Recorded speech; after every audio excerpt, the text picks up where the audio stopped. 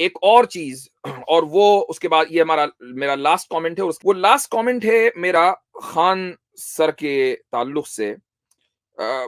मसला ये है कि कुछ लोगों का नाम जो है वो इस तरह मशहूर हो जाता है कि उनकी अनफॉर्चुनेटली इज्जत करनी पड़ती है। हालांकि वो इसके हकदार नहीं होते हैं। अब ये खान सर नहीं है, पैर हैं।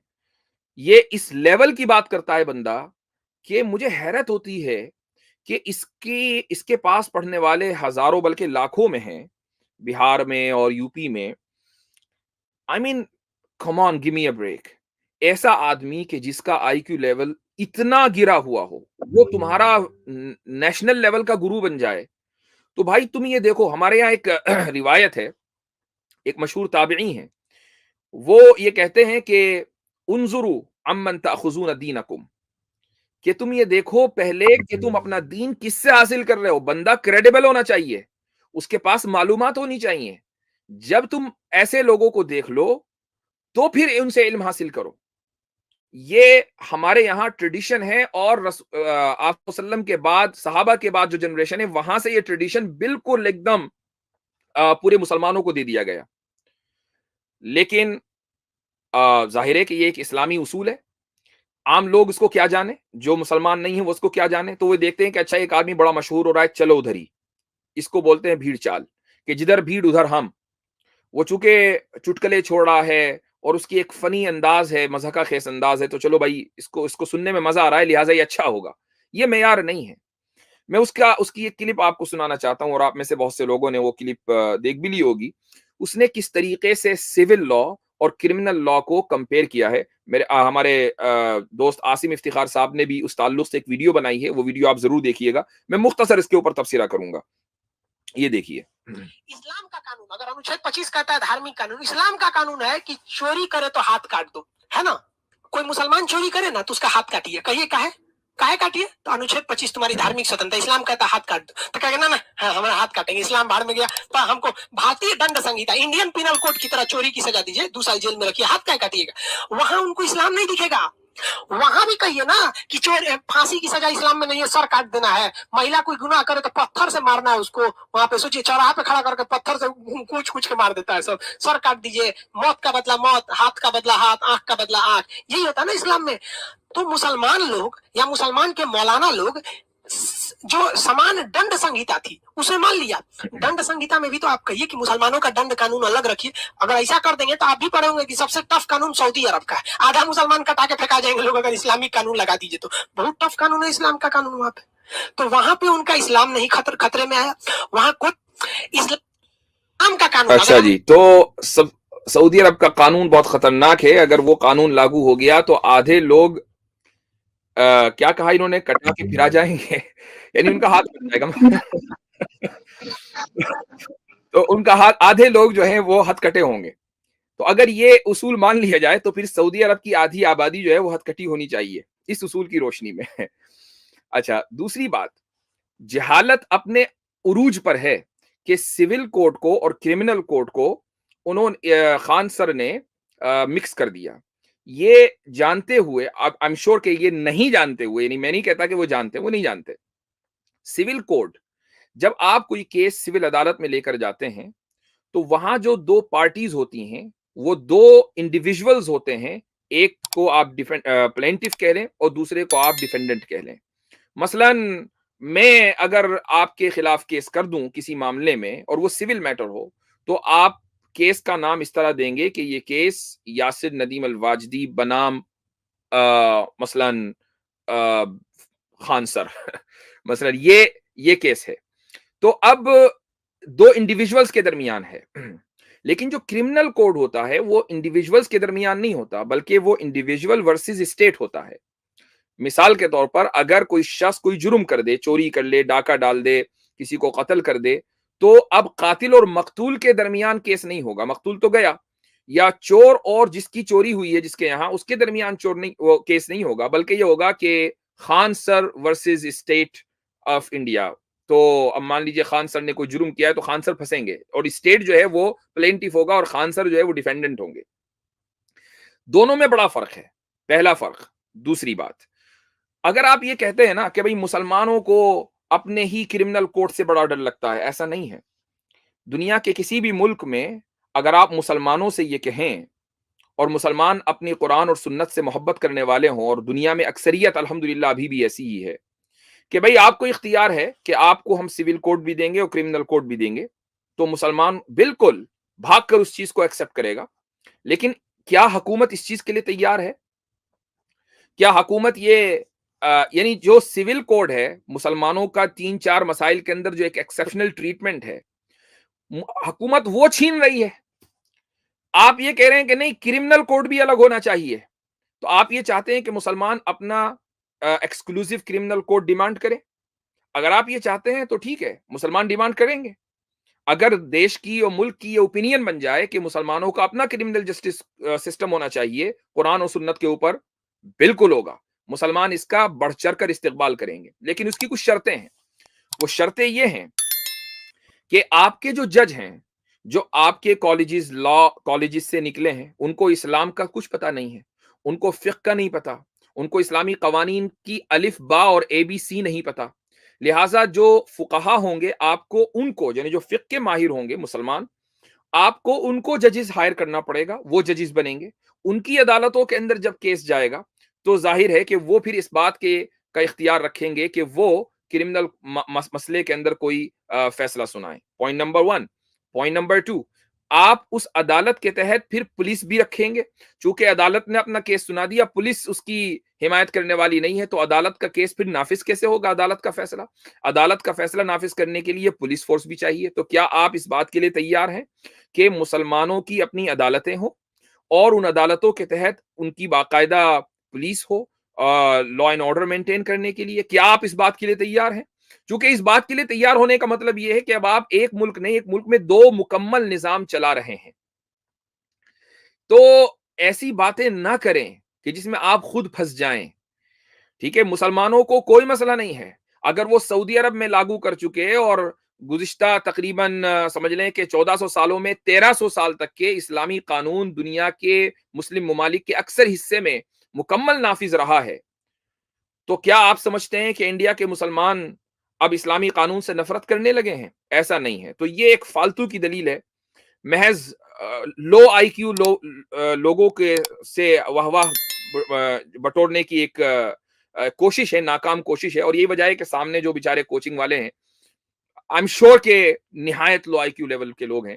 तो वो सारे के सारे इस पर खूब हंस रहे हैं। हाँ, बड़ी जबरदस्त बात कह दी। हालांकि ये जहालत के ऊपर मबनी बात है, और अनफॉर्चुनेटली अनफॉर्चुनेटली मुझे हैरत होती है कि इंडिया में जो न्यूज चैनल्स हैं वो किस तरीके से लोगों का एक्सप्लॉयटेशन करते हैं। वो जानते हैं कि हमारी पब्लिक बहुत बेवकूफ है, लिहाजा बेवकूफ बनाते रहो। तो बाकायदा कुछ न्यूज चैनल्स ने अपने ट्विटर हैंडल के ऊपर ये वीडियो शेयर की है मुसलमानों को चैलेंज करने के लिए। तो ये हमारी तरफ से इसका मुख्तसर सा जवाब है। जी मुफ्ती साहब, अस्सलाम वालेकुम। वालेकुम अस्सलाम। जी भाई। मुफ्ती साहब, हम चाहते हैं कि आप जैसे हजरात जो हैं हिंदुस्तानी गवर्नमेंट को थोड़ा बताएं किस तरह से जो हिंदुस्तानी मुसलमान हैं उन पे क्या क्या हद लाजिम होनी चाहिए। हम तो बिल्कुल सपोर्ट करते हैं कि जो है हिंदुस्तानी मुसलमान को अल्लाह के निज़ाम के अंदर रहने का मौका मिलना चाहिए। हम चाहते हैं कि आप मदद करें, कम से कम आप अपना जो है अपना जो कुछ लिख करके दें कि क्या क्या हद होनी चाहिए हिंदुस्तानी मोमिनों के लिए, जिससे कि वो अल्लाह के निज़ाम को फॉलो कर पाए। बहुत अच्छा, मेरा यही मशवरा है। बहुत जबरदस्त। हम आपकी इस सपोर्ट की कदर करते हैं, अगरचे हमें मालूम है कि उसके पीछे नीयत कुछ भी हो सकती है, लेकिन नियतों का हाल ऊपर वाला जानता है। लेकिन हम आपकी सपोर्ट की कदर करते हैं। ये जो सपोर्ट होगी, मैं इतना जरूर आपसे पूछना चाहूंगा कि जब आप इंडियन पीनल कोड में तब्दीली करके जो क्रिमिनल लॉ है, इस्लामिक क्रिमिनल लॉ, जो भी हुदूद और किसास का कानून है, वो मुसलमानों के लिए ला देंगे, तो उसको इम्प्लीमेंट कौन करेगा? जी, उसको इम्प्लीमेंट तो कोई भी कर सकता है, मतलब कि ये भी इस कानून का हिस्सा है कि उसको कोई भी इम्प्लीमेंट कर सकता, उसको एक नहीं, और जज ही इम्प्लीमेंट करेगा। नहीं, हमारी ज्यूरी में जो होगा, जज में होगा, बिल्कुल काजी होंगे जो कि अजीब। अगर मोमिन हजरात होंगे, जैसे अगर किसी ने चोरी की, उस गैंग के अंदर 4 हिंदू हैं, 1 मुसलमान है, तो हाँ, पूरी ज्यूरी जो होगी जजमेंट में एक काजी हजरात भी होंगे, जो कि मोमिन को जो है, जो उसको अपनी सजा देनी चाहिए वो अपनी देंगे। ठीक बाकी जो होंगे, बाकी जो हिंदुओं को होगा वो अपनी नॉर्मल जो आजकल आईपीसी चल रही है वही हाँ, चलती रहेगी। No tension. आप ये समझते हैं कि खान सर वाला ये जो आर्ग्यूमेंट लेकर आप आएंगे तो हम जो है एकदम आजिज हो जाएंगे। मैं तो अभी, आप शायद थोड़ा देर में आए हैं, मैं तो इसी चीज को कह चुका हूं कि आप अगर हमारे जजेस लेने के लिए तैयार हैं और उन जजेस के तहत लॉ एंड ऑर्डर एजेंसीज काम करेंगी, अगर इसके लिए तैयार हैं तो, और मुसलमानों को उनका सेपरेट क्रिमिनल कोड देने के लिए तैयार हैं, वेलकम। और क्या चाहिए हम भाई? तो मुफ्ती साहब, चाहिए शैलेश तो भाई से मैं बताइए। कुछ पूछना चाहता हूँ। शैलेश भाई, आपको पता है कि आईपीसी के पीछे क्या होता है? आईपीसी काम कैसे करती है, आपको पता है? या जी कोई जी भी जो मुझे पिनल पता है। कोड होता है उसके लिए क्या जरूरी चीज है? जी जी वो उसका होता है, सीआरपीसी होती है जो हाँ, क्रिमिनल तो प्रोसीजर सीआरपीसी कोड होती है, होता तो है। अगर आईपीसी लाएंगे यानी इस्लामिक पिनल कोड लाएंगे, आईपीसी का मतलब यहाँ पे इस्लामिक पिनल कोड, तो जी, इस्लामिक पिनल कोड के लिए आपको सीआरपीसी भी लानी पड़ेगी ना, इस्लामिक वाली।